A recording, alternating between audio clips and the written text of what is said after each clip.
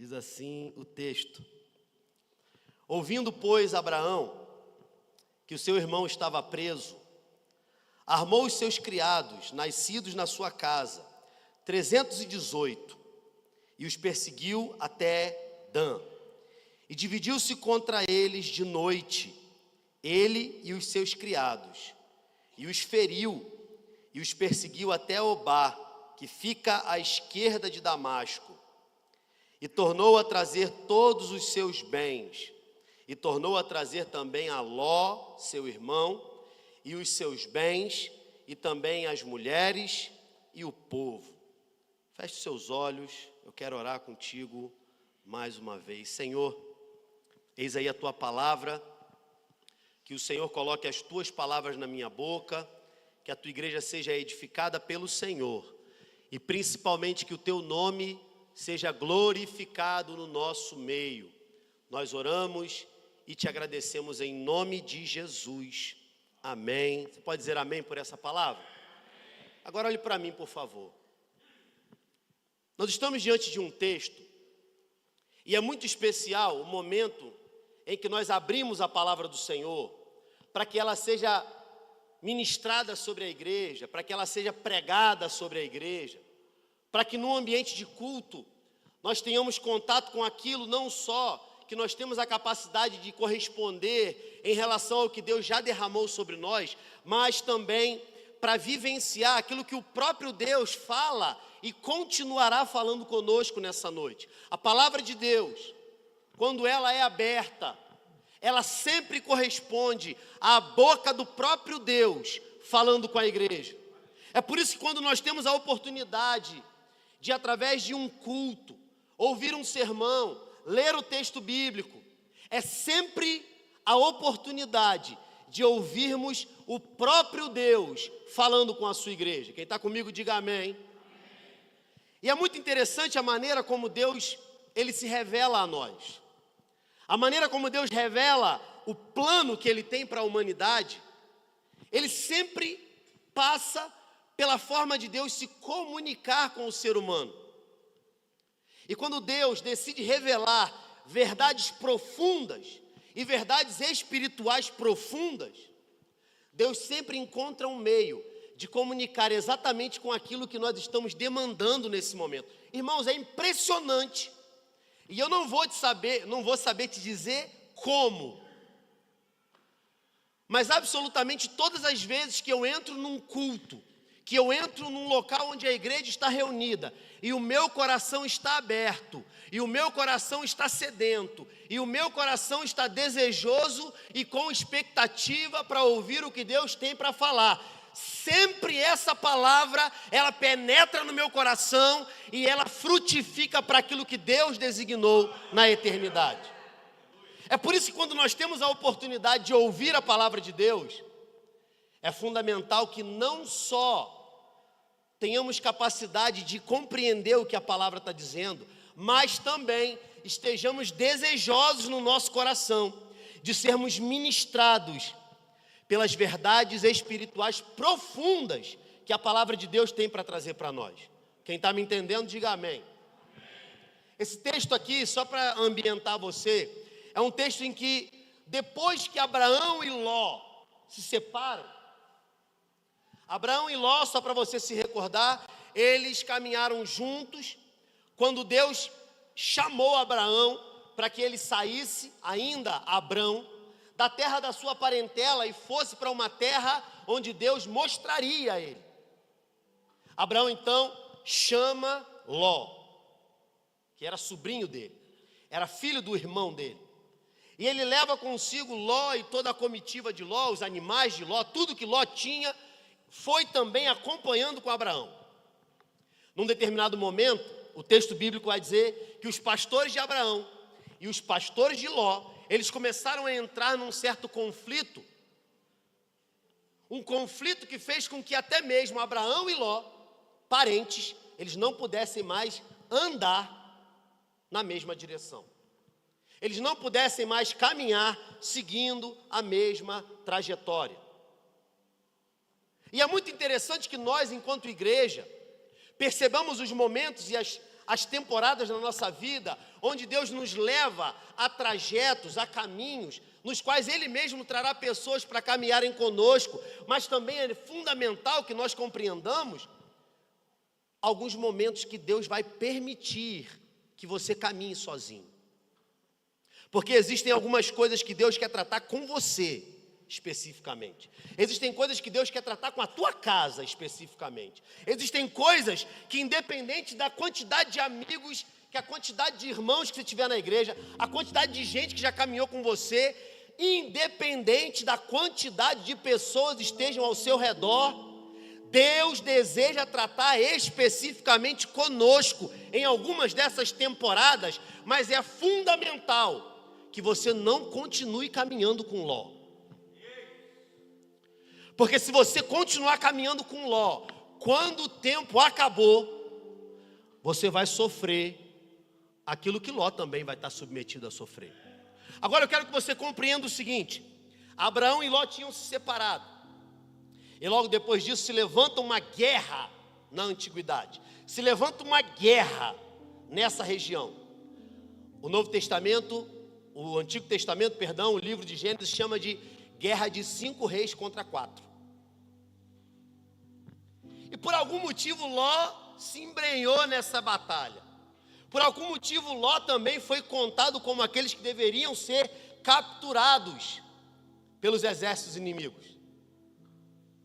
Só que, versículo 14, ouvindo Abraão que o seu irmão, aqui quando a Bíblia se relata e ela fala sobre parentela, pode ser o sobrinho neto, e ela se refere como irmão. Assim como o filho, o bisneto, o tataraneto é chamado de filho também.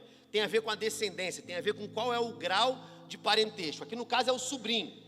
Tendo ouvido Abrão, que o seu irmão estava preso, ele armou os seus criados, nascidos na sua casa. Agora olha para mim aqui, por favor. Existem momentos da nossa caminhada que nós precisamos perceber aquilo que Deus tem para realizar através de nós. Muito mais importante do que o que Deus realiza em você, é o que Deus também é capaz de realizar através de você. Porque para que Ele realize através de você, é necessário que a obra que Ele está fazendo em você seja tal que você é capaz de transbordar para aqueles que estão à sua volta, que você também é capaz de ser canal e boca de Deus para aquelas pessoas que dependem talvez de ouvir a boca de Deus, de ouvir a voz de Deus através do teu testemunho.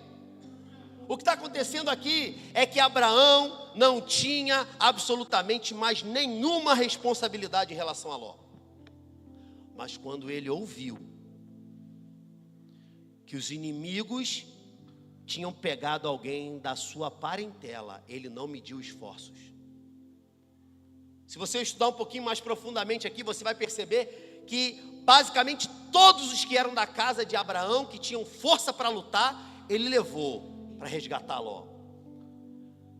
Tem que chegar o dia em que nós, enquanto igreja, estejamos dispostos a pegar até aquilo que é muito valioso para nós e colocar isso tudo a serviço do reino de Deus. Porque só quando você é capaz de sacrificar até aquilo que tem muito valor para você, é que você começa a perceber que está começando a entender do que se trata o reino de Deus. E eu não estou falando simplesmente de coisas materiais, porque alguns de nós talvez privemos a nossa vida e algumas áreas da nossa existência de colocar tudo diante de Deus, porque talvez você ache que a perda vai ser ruim demais. Talvez porque nós achamos que o prejuízo vai ser incalculável. Talvez porque nós pensemos que não vale a pena se aborrecer, não vale a pena se apurrinhar. Sabe, talvez essa empreitada você pensa, não vale tanto a pena assim. Eu estou vendo alguém aqui que não tinha mais nenhum tipo de responsabilidade em relação a Ló, em relação à família de Ló, em relação aos pertences de Ló, em relação a absolutamente nada que pertencia a Ló. Mas mesmo assim, ele decidiu que ele não ia ficar na mediocridade em relação ao que ele podia realizar. Deus está falando com pessoas aqui que aquilo que Deus tem para realizar através de você vai muito além das suas próprias expectativas, vai muito além do que você acha que são as suas capacidades, mas é necessário, ei, olha para mim, é necessário que você seja capaz de colocar e de sacrificar em favor do reino de Deus aquilo que é valioso para você, porque só quando o teu tempo é devotado para Deus, só quando aquilo que vale para você é devotado para Deus, é que você começa a acessar lugares em Deus, que só aqueles que são movidos por Ele podem acessar. O que Abraão fez aqui, irmãos, foi muito mais do que ele precisava fazer. A gente está repleto de uma miríade de crentes hoje que querem fazer só a sua obrigação. Parece que quando a gente faz a obrigação, os afazeres semanais religiosos, está tudo bom. A gente fica satisfeito em cumprir uma regra religiosa. A gente fica satisfeito em simplesmente cumprir uma rotina que a religião nos dá.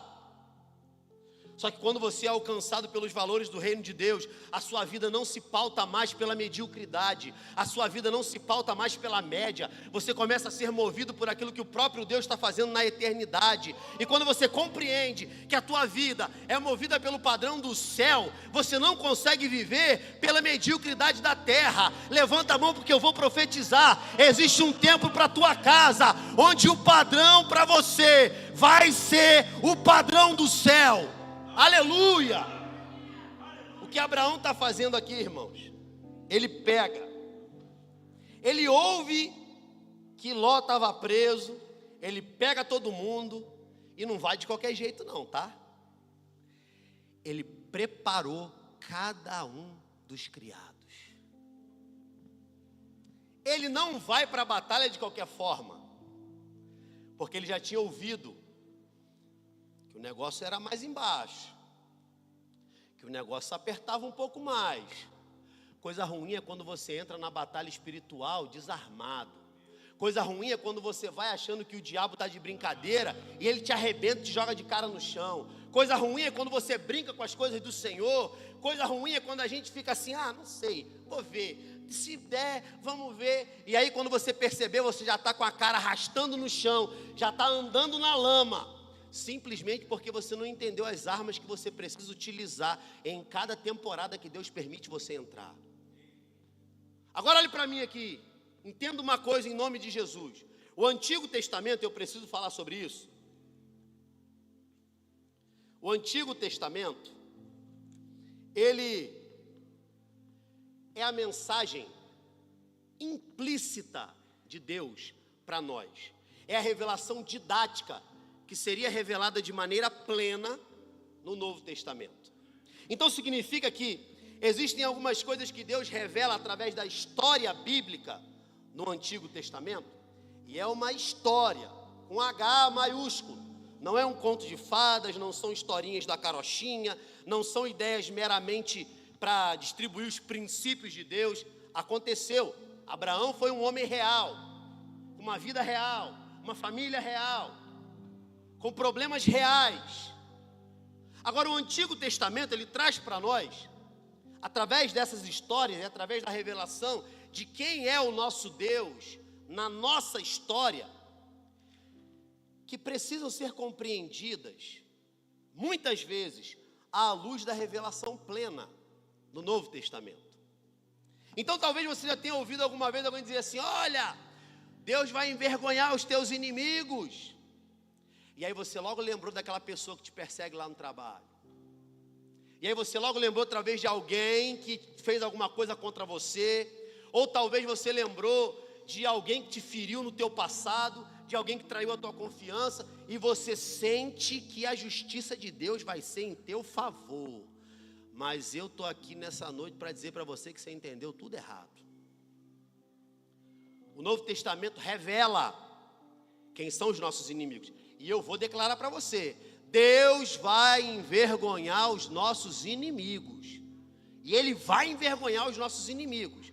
Porque a nossa luta não é contra a carne e nem contra o sangue, mas ela é contra principados e potestades nas regiões celestiais, contra as hostes espirituais da maldade.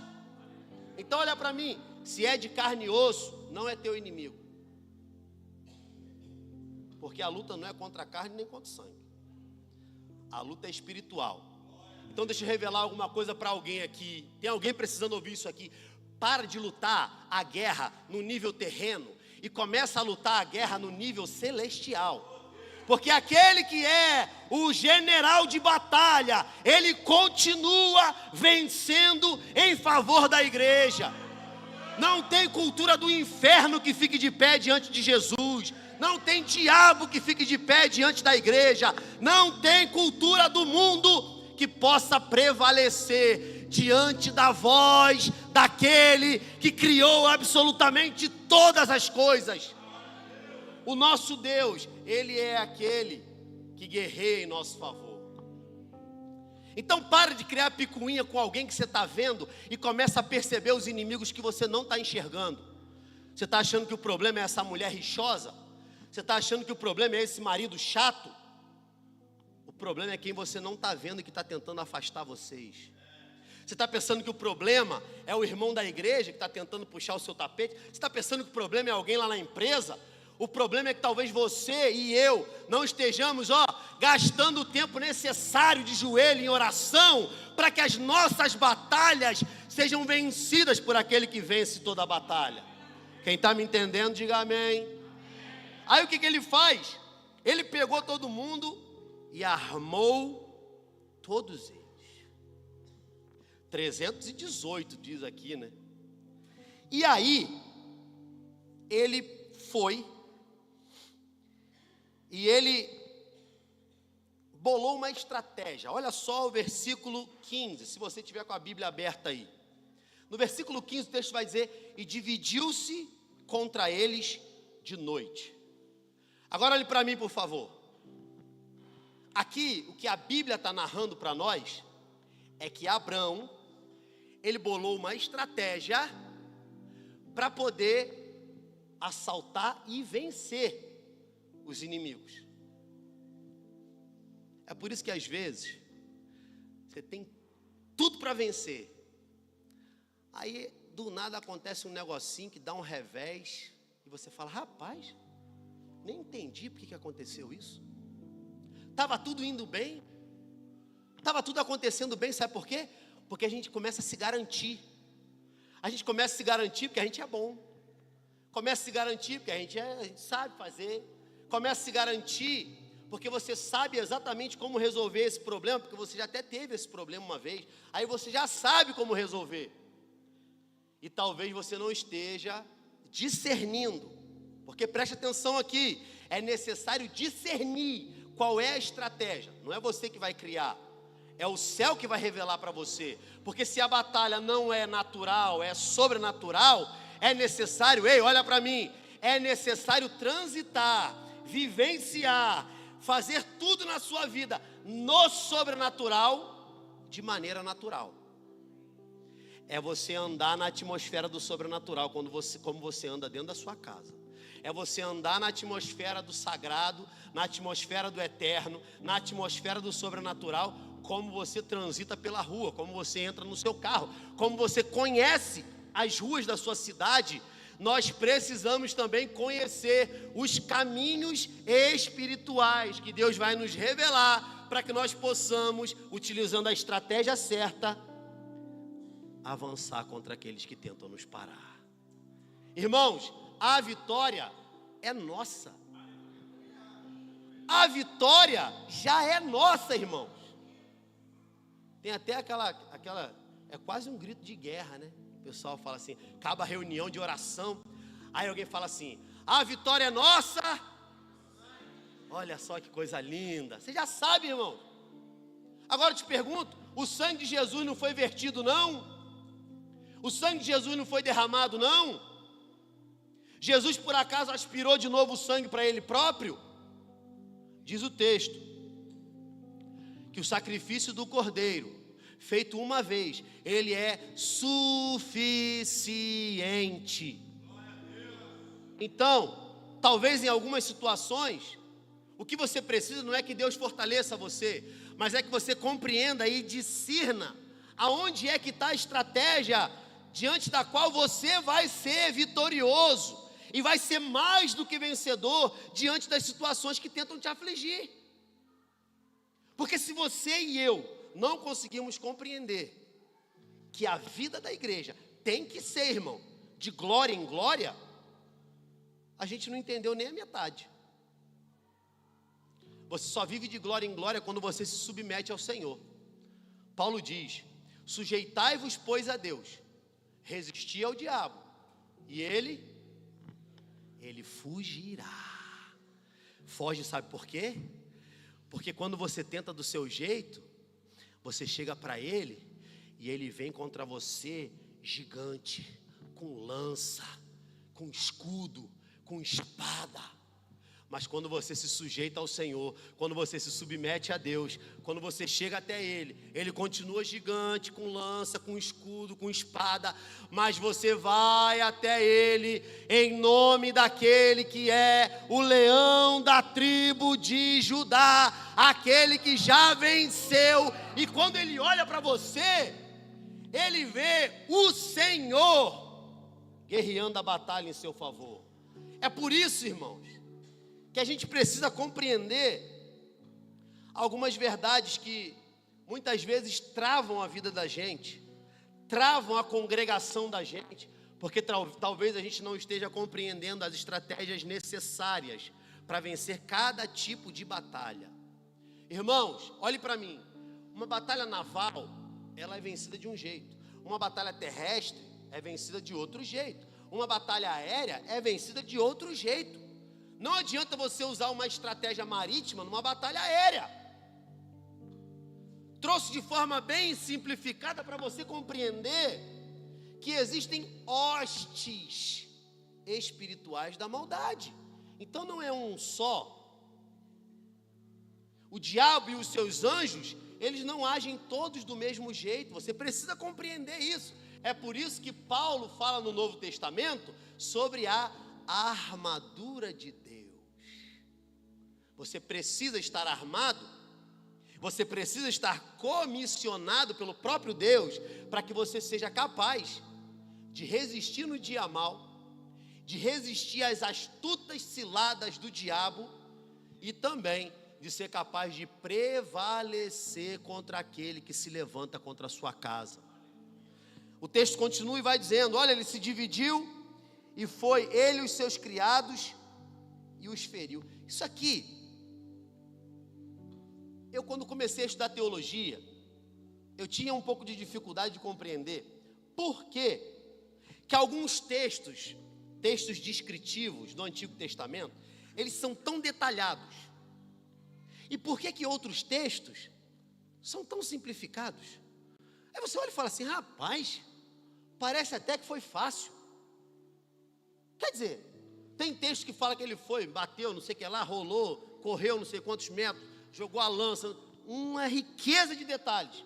Aqui o texto fala assim, ó: ele foi de noite com os seus criados e os feriu. Parece mole, irmão, mas é mole, sabe para quem? Para quem está de fora lendo aqui. Porque tem coisa que acontece com a gente que quem está de fora não consegue dimensionar o tamanho e a complexidade da luta, o tamanho e a complexidade do problema pelo qual Deus está fazendo você triunfar. Agora olha para mim aqui, quando isso acontecer, se alegra, sabe por quê? Porque quando Deus permite que você passe por uma aprovação, e quem está perto de você está achando até que é fácil, é porque não é você que está lutando a sua batalha, é porque não é você que está usando as suas próprias armas, é porque não é você que está usando meios humanos, é porque o Senhor dos Exércitos, é Ele que está guerreando em seu favor. Alguns textos são simples, quem olha assim fala assim: rapaz, chegou lá, botou uns caras e matou. Ué? Porque Deus não precisa saber quais são todas as complexidades daquilo que acontece com a gente, para que Ele possa simplesmente resolver. É a gente que se preocupa com a complexidade do negócio. Você quer ver uma coisa? Uma situação, o Anderson, obrigado por ter vindo aqui hoje nos visitar, Deus te abençoe. Uma coisa que sempre me deixou muito maravilhado com a palavra do Senhor. Irmãos, a luz, ela é um conjunto de fótons, é energia dinâmica. Não vou saber te explicar aqui cientificamente, mas existe uma complexidade de coisas para que possa aquela lâmpada ali acender e a luz iluminar o ambiente. Irmão, é muito complexo. Alguém aqui que entendeu um pouquinho mais de física sabe o que eu estou falando, pô. Agora diz o texto bíblico, Gênesis capítulo 1, versículo 3. E disse Deus: haja luz. E houve luz. Você quer ver uma coisa? Deus não precisou dizer: juntem-se átomos e energia e fótons e liberem uma substância ou sei lá o que, para que seja capaz de iluminar e de refletir. Não, Deus falou: haja luz. E o texto diz: houve luz. Significa que Deus não tem problema. Isso aqui, se você entender, irmão, você nunca mais vai ficar cabisbaixo, moribundo na sua vida. Deus não tem problema com aquilo que você acha que é um problema para Ele. Deus não tem problema com a complexidade do que você acha que para você é impossível de resolver. Deus não tem problema com o que é um problema para você, além do problema que você já tem. Vou explicar em miúdos. Tem situações pelas quais a gente passa e que Deus até permite que ninguém venha nos ajudar. Já passou por uma situação assim? Rapaz, o negócio parece que o céu está de bronze. Parece que a porta, nem porta tem, meteram concreto na porta, não abre. Rapaz, já estou 2 semanas tomando antibiótico, outro antibiótico, não melhoro. E aí é nessas horas, irmão, tu não recebe uma mensagem de ninguém da igreja. Tu não recebe um telefonema. Tu vem na igreja e você está acostumado assim, irmão fulano, ciclano, beltrano. Toda vez que você chega na igreja, vem te abraçar. Quando você está passando por essas situações assim, nem os irmãos estão acostumados, vêm falar com você. Parece que você está invisível. Tem hora que Deus permite que nós passemos por esse tipo de situação, porque talvez, irmãos, em algumas dessas circunstâncias, a gente já ficou tão acostumado com a forma como Deus age, que a gente até passou a dizer para Deus como Ele deve agir. Vou te falar uma coisa aqui. Como é que Deus fazia para curar a cegueira? Qual era o ritual que Ele fazia? Qual que era o ritual? Não tinha, irmão. Cada um Ele curou de um jeito. Sabe para quê? Para ninguém criar norma. Para ninguém falar assim, é só fazer desse jeito aqui que Deus vai agir. É só fazer, sabe? É porque a gente faz assim, né? Não, é só cantar 2 hinos da harpa, 3 louvor worship, bater pulinho, dar uma cambalhota que a igreja vai virar. Irmão, não tem norma. Sabe qual é a norma? A norma é se submeter à ação do Espírito Santo. A norma é se arrepender e ir para a cruz todo dia. A norma é diminuir para que ele cresça. A norma é negar a sua carne. A norma é negar o seu eu. A norma é fazer com que Deus tenha o primeiro lugar em absolutamente tudo que a gente fizer. Só quando Deus de fato tem um lugar que lhe é de direito, ele começa a guerrear como sendo o general de batalha. Ele começa a ser aquele que puxa o exército. Mas se você ficar tomando o lugar de Deus na sua própria vida, ele não vai agir. É necessário que você compreenda, e é também necessário que nós compreendamos como igreja, que o que Deus fez semana passada, não necessariamente é o que Ele vai fazer hoje. É por isso que um cego, ele botou a mão, o outro ele cuspiu, o outro ele fez um lodo e botou. É por isso que um coxo ele pegou na mão, o outro ele só mandou, o outro ele disse que os pecados estavam perdoados. Por quê? Para não ter padrão. Primeiro, lógico, na cultura judaica, para ninguém acusar Jesus de ser um curandeiro ou um feiticeiro, mas também para ensinar para a igreja, para ensinar para os discípulos dele, que a grande questão e o poder de Deus que é ministrado em nós e através de nós não consiste na sua capacidade de repetir um ritual, não consiste na sua capacidade de fazer do jeito que você acha que tem que ser, consiste na capacidade de estar constantemente atento ao que Deus está mandando você fazer. E se Deus manda você fazer um negócio doido que você não está entendendo? Porque olha só, ele dividiu contra ele foi e ele só tinha 318 soldados com ele. Que não eram nem essa coisa de soldado tudo, né? 319 homens, Arão e mais 318. E ele ainda resolveu dividir a galera. Ó, um vai pelo flanco, o outro pega aqui. Mas peraí, pô. Se você já jogou o War, você sabe o que eu estou falando. Você bota um exército em cada país, você vai morrer rapidinho, pô. O que o esperto faz? Bota tudo num lugar só. Aí dali, vai invadindo. Aí não, o que Abrão mandou fazer, ele falou assim, não, olha só, vamos fazer assim, vamos dividir. Porque o que vale não é a estratégia que você usa, é se você é obediente à estratégia que Deus te deu. Por quê? Porque eles se dividiram e foram à noite. E o texto simplesmente nem se preocupa em nos explicar como que essa estratégia deu certo. Irmão, a gente está falando de vou usar um termo aqui, porque eu não consigo pensar num termo melhor, tá? Um bando de 300 e poucas pessoas contra um exército, irmão. E o texto só diz, ele foi e matou. Ele foi e matou. É simples assim. Porque tem hora que Deus não vai se preocupar em explicar para você como e nem por que Ele está fazendo. Ele simplesmente vai realizar. E as pessoas que vão olhar de fora vão falar assim, rapaz, rapidinho, né? Hein? Passou rapidinho, né? Está lutando, irmão, 5 anos contra um problema. Alguém olha para você depois que você saiu vitorioso em nome de Jesus. Rapaz, rapidinho passou, né? Eu passei uma prova na minha vida uns anos atrás, irmão. Aí quando acabou a prova, eu encontrava algum amigo que não me via há muito tempo. E aí tal coisa assim, rapaz, já foi. Rapaz, rapidinho passou, né? Aí, irmãos, eu não falava. Rapidinho porque não foi com você. Porque tem hora que dá vontade, né, de falar, e depois você pede perdão ao Senhor, pede perdão ao irmão também. Mas preste atenção no que acontece aqui no final, e eu já estou finalizando essa mensagem. E tornou a trazer todos, diga comigo, todos os seus bens, e tornou a trazer também Ló, seu irmão, e os seus bens, e também as mulheres e o povo. Ficou o que para trás, irmão? Nada. Ele trouxe tudo de volta. Ele trouxe tudo. Ele restaurou tudo. Ele restituiu tudo. Tudo foi feito novo. Tudo que tinha sido roubado foi restaurado. Tudo que tinha sido destruído foi refeito.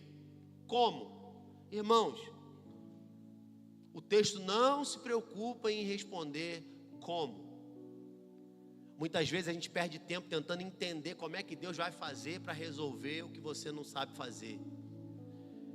Só que Deus está nos convidando como igreja nessa noite, ao invés de tentar ficar buscando explicações para como Ele vai fazer, para nós nos colocarmos na posição, para sermos homens e mulheres que vão usar a estratégia dEle, para nós avançarmos enquanto igreja, para nós fluirmos na atmosfera do sobrenatural, para nós realizarmos aquilo que está no coração de Deus, para que nós possamos ser agentes de milagres aonde Deus nos colocar, agentes de cura aonde Deus nos colocar, agentes de restauração aonde Deus nos colocar. Deus vai levantar uma igreja que vai ser resposta para essa cidade. E eu não sei, mas se você tiver mão para levantar, levanta. E se você tem boca, dá glória a Ele aí, porque Deus está contando com um exército levantado nesse lugar para derrotar os inimigos do evangelho do reino de Deus. Será que você pode dizer aleluia aí? Fica de pé, por favor. Aleluia.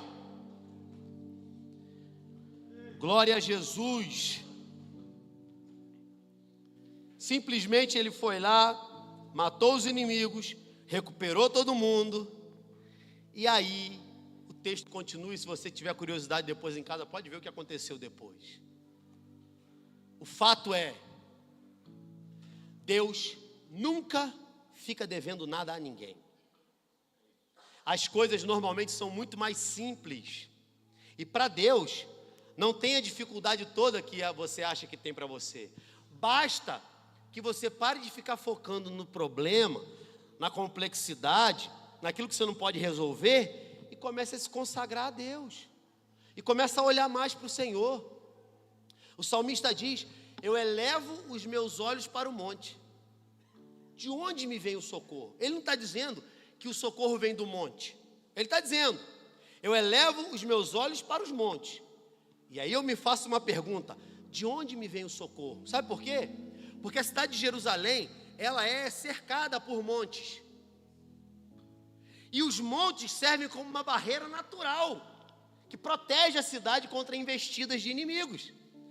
Mas houve momentos na história de Israel que nem os montes foram suficientes para proteger a cidade. A cidade foi derrubada, eles foram levados para o exílio, pessoas foram mortas, pessoas foram sequestradas. Isso significa, meus irmãos, que tem hora na vida da gente que até aquilo que a gente considera muito seguro pode faltar. E aí você vai perguntar: de onde me vem o socorro? Aí o salmista continua dizendo, e ele responde para ele mesmo: o meu socorro não vem de coisas naturais, o meu socorro não vem dos montes, o meu socorro não vem daquilo que eu posso fazer, o meu socorro vem do Senhor que fez os céus e a terra. E o Senhor, Ele sempre tem o escape para nós. Ele sempre tem o socorro para nós. Ele sempre tem aquilo que você não sabe fazer e não pode fazer na hora certa, a hora que você não espera mais, talvez.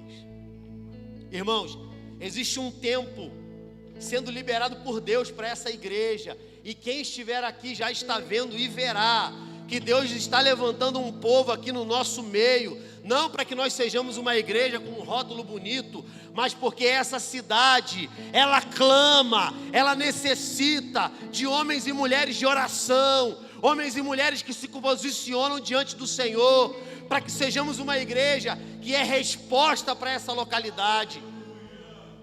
As armas de Deus, as estratégias de Deus e tudo aquilo que Deus tem para realizar em nós e através de nós. E eu finalizo essa palavra dizendo para você o seguinte: olha aqui para mim, por favor. Eu sei que talvez, irmão, a vida até hoje, talvez em algumas áreas da sua vida não tenha sido nem um pouquinho fácil para você. Talvez em algumas áreas da sua existência, você tenha sido submetido a situações que maltrataram você. Talvez as suas emoções ficaram em frangalhos. Talvez você nunca mais conseguiu confiar em ninguém. Talvez a insegurança tenha tomado conta de todas as decisões que você tomou a partir do dia que você foi traído pela confiança de alguém. Mas olha aqui para mim, por favor. Eu venho como boca de Deus nessa noite para dizer para você o seguinte: aquilo que a vida fez com você não é suficiente nem capaz de parar o que Deus já está fazendo em você e também fará através de você. Então levante uma de suas mãos, abra sua boca e comece a declarar: aleluia, glória a Deus, louvado seja o nome do Senhor.